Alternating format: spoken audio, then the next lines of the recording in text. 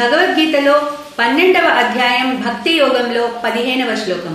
యస్మాన్నో ద్విజతే లోకః లోకాన్నో ద్విజతే చ యః హర్షామర్షభయోద్వేగైః ముక్తో యస్స చ మే ప్రియః. భగవానుడు 13వ శ్లోకం నుంచి తన ప్రియ భక్తులకు ఉండాల్సిన లక్షణాలు చెప్తున్నారు.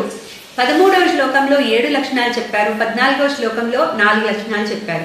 ఈ శ్లోకంలో ఇంకో 4 లక్షణాలు చెప్తున్నారు.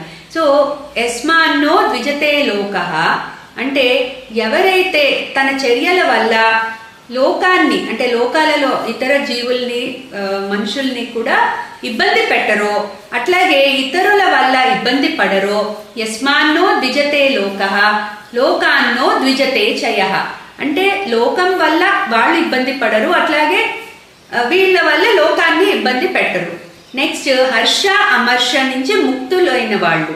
హర్ష అంటే జాయ్ వచ్చినప్పుడు, ఆనందం వచ్చినప్పుడు దాన్ని ఎగ్జిబిట్ చేయడం. అట్లాగే అమర్ష అంటే సారో సాడ్నెస్ వచ్చినప్పుడు దాన్ని ఎగ్జిబిట్ చేయడం. హర్ష అమర్ష ఈ రెండు కూడా ఉండవు.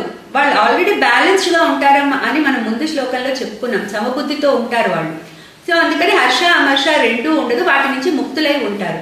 అట్లాగే భయము ఉద్వేగం నుంచి కూడా ముక్తులై ఉంటారు. భయము అంటే ఫియర్, అట్లాగే భయం నుంచి వచ్చేది ఉద్వేగం, యాంగ్జైటీ. సో ఈ రెండిటి నుంచి కూడా ముక్తులై ఉంటారు.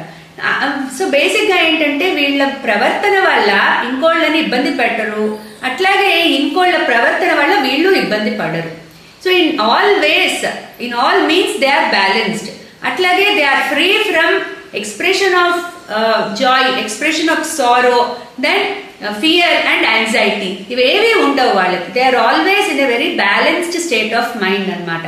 సో ఈ 4 లక్షణాలు చెప్తున్నారు. ఆయన ప్రియమైన భక్తులకి 4 లక్షణాలు ఉంటాయి అని చెప్తున్నారు. క్లీం కృష్ణాయ నమః.